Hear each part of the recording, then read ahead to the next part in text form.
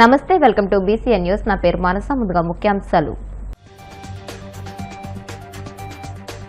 దసరా కానుకగా ఆటో డ్రైవర్లకు వాహన మిత్ర కింద 15,000 చొప్పున ఆర్థిక సాయం అందిస్తాం. అనంతపురంలో జరిగిన సూపర్ 6 సూపర్ హిట్ బహిరంగ సభలో సీఎం చంద్రబాబు ప్రకటన. ఆర్థిక ఇబ్బందులున్న సూపర్ 6 హామీలు అమలు చేస్తున్నామన్న డిప్యూటీ సీఎం పవన్. రాయలసీమను రత్నాల సీమగా మార్చేందుకు చిత్తశుద్ధితో పనిచేస్తున్నామని వెల్లడి. డిసెంబర్ 31 లోపు విశాఖ ఉక్కు ఫ్యాక్టరీని ప్రైవేటు పరం చేయబోమని కేంద్ర కేబినెట్ లో తీర్మానం చేయాలి. కేంద్ర మాజీ మంత్రి చింతామోహన్ డిమాండ్. అనధికారంగా యూరియాను నిల్వ చేసిన అక్రమ రవాణాకి పాల్పడిన చట్టపరమైన చర్యలు తప్పవు. కృష్ణా జిల్లా ఎస్పీ గంగాధర్రావు హెచ్చరిక. తాము నిర్వహించింది రాజకీయ సభ కాదని 15 నెలల పాలనలో ప్రజలకు ఇచ్చిన మాట నిలబెట్టుకున్నామని చెప్పడానికే ఈ విజయోత్సవ సభ నిర్వహించామని ముఖ్యమంత్రి చంద్రబాబు స్పష్టం చేశారు. అనంతపురంలో ఏర్పాటు చేసిన సూపర్ 6 సూపర్ హిట్ బహిరంగ సభలో ఆయన మాట్లాడుతూ ఎన్నికల హామీలను విజయవంతంగా అమలు చేస్తామని తెలియజేశారు. తమ ప్రభుత్వం అన్ని వర్గాల ప్రజల జీవితాలను మార్చే ప్రభుత్వమని, సంక్షేమం అంటే ఓట్ల రాజకీయం కాదని అదొక బాధ్యత అని అన్నారు. రాష్ట్ర ప్రభుత్వం ఆగస్టు 15న అమలు చేసిన స్త్రీ శక్తి పథకానికి మహిళల నుంచి విశేష స్పందన లభిస్తోందని అన్నారు. ఆటో డ్రైవర్లు ప్రజలకు సేవలందిస్తున్న సామాజిక శ్రామికులని, వారిని ఆదుకోవడం ప్రభుత్వ బాధ్యత అని ఆయన పేర్కొన్నారు. నెలల పాలనపై కూటమి నిర్వహిస్తున్న తొలి సభ అదరగొట్టింది. అవునా కాదా అని అడుగుతున్నా. కేంద్రంలో, రాష్ట్రంలో ఈ రోజు మనకంతా కూడా ఎన్డీఏ ప్రభుత్వం ఉంది.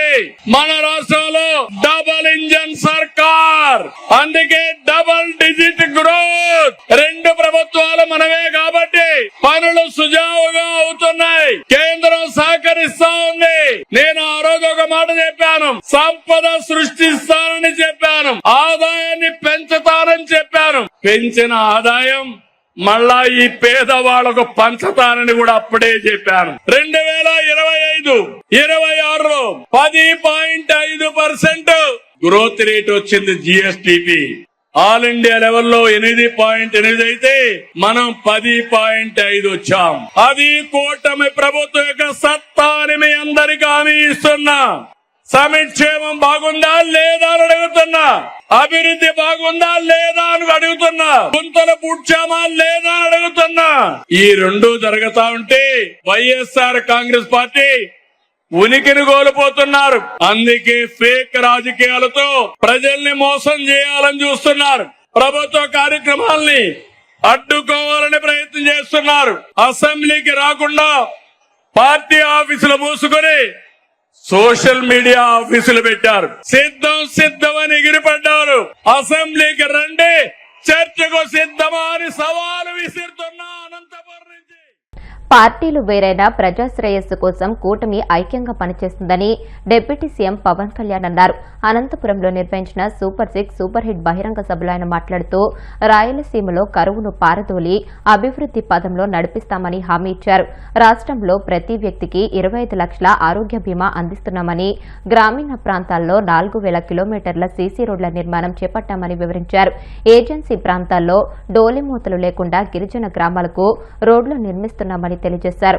ఆర్థిక ఇబ్బందులున్న సూపర్ 6 అమలు చేస్తున్నామని అన్నారు. శాంతి భద్రతలకు ఎలాంటి ఇబ్బందులు కలగకుండా చేస్తున్నామని తెలియజేశారు. రాయలసీమ కవులు, కళాకారులు అనేది ఋతువులు ఎన్నైనా మా రాయలసీమకి ఒకటే ఋతువు, కరువు ఋతువు. కాలాలు ఎన్నైనా మా రాయలసీమకి ఒకటే కాలం, ఎండాకాలం.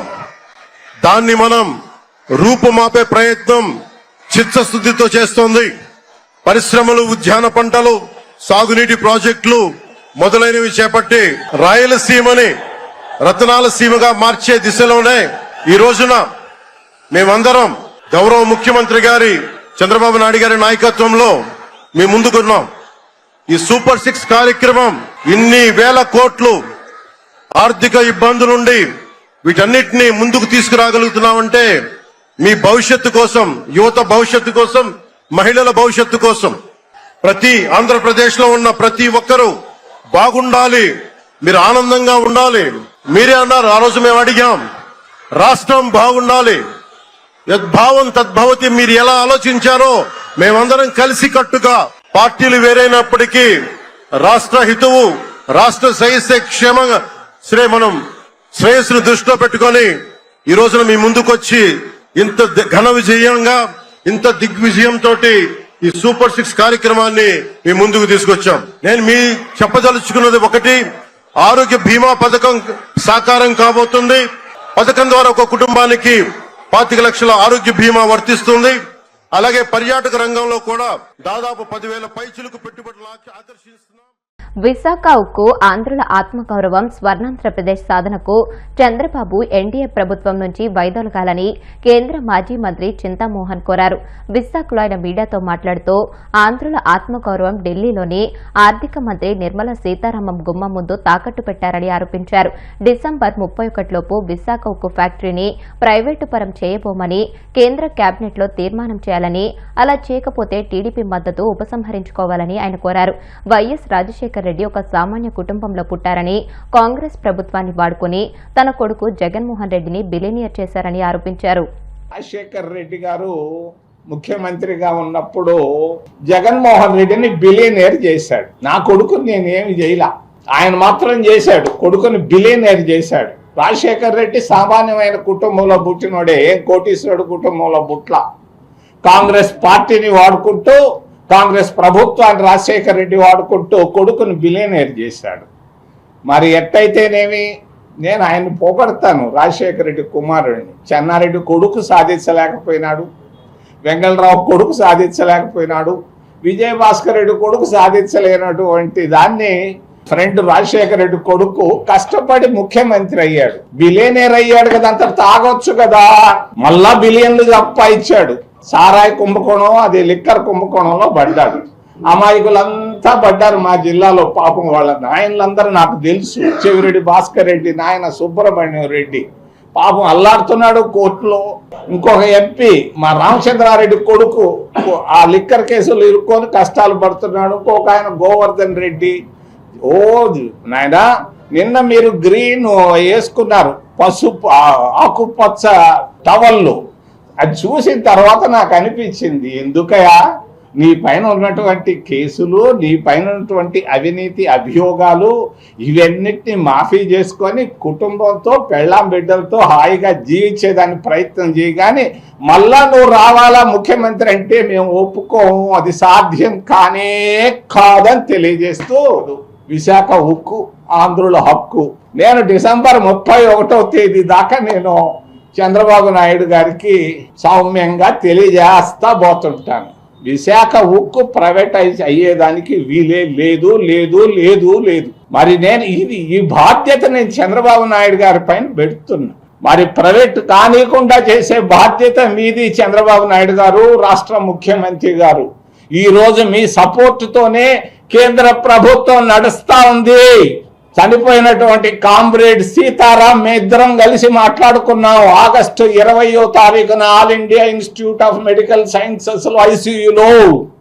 మీ శక్తి మాకు తెలుసు, ఏం చేస్తావో నాకు తెలియదు. డిసెంబర్ 31వ తారీఖు లోపల చంద్రబాబు నాయుడు తప్పనిసరిగా ఈ ఉక్కు ఫ్యాక్టరీ ప్రైవేటీకరణను ఆపే ఒక ఆర్డర్ కేబినెట్ లో నుంచి పాస్ చేసిన ఆర్డర్ తీసుకొని రావయ్యా. నీకు చాలా చిన్న విషయం నేను అడుగుతున్నా, నువ్వు చేయలేకపోతే ఇది చెప్తున్నా మీకు చంద్రబాబు నాయుడు గారు, ఈ విశాఖ ఉక్కును ప్రైవేటీకరణ నుంచి నువ్వు ఆపకపోతే తప్పుకొని బయటికి రా ఎన్డీఏలో నుంచి. ఏం భయపడాల్సిన పని లేదు. నీకున్నటువంటి శక్తి మా అందరికీ తెలుసు. ఆంధ్రప్రదేశ్ రాష్ట్రాన్ని స్వర్ణాంధ్రప్రదేశ్ చేసుకున్నాం. ఎన్డీఏలో నుంచి బయటకు రా. భారతీయ జనతా పార్టీ ఇన్ని తప్పులు చేస్తా ఉంది. ఏంది ఇన్నిసార్లు పోయేది? ఆంధ్రుల ఆత్మగౌరవాన్ని ఢిల్లీలో నిర్మలా సీతారామన్ వాకిట్లో నువ్వు అమ్మేస్తావా? ఎందుకు పోవాల్సింది ఏంది? రా నిర్మలమ్మ అంటే రాదా? ఇక్కడికే 1,00,000 కోట్లు పంపించమంటే పంపించదా? 400 కోట్లు డ్రైన్ కు ఒకటి తెచ్చాడంట విశాఖపట్నంలో ఐఎఫ్సి నుంచి. మా ఈయన ఆగల్డు పక్కనే కూర్చున్నటువంటి మిత్రుడు అదేం పెద్ద సంకలెగరేసుకోవాల్సిన పని లేదు.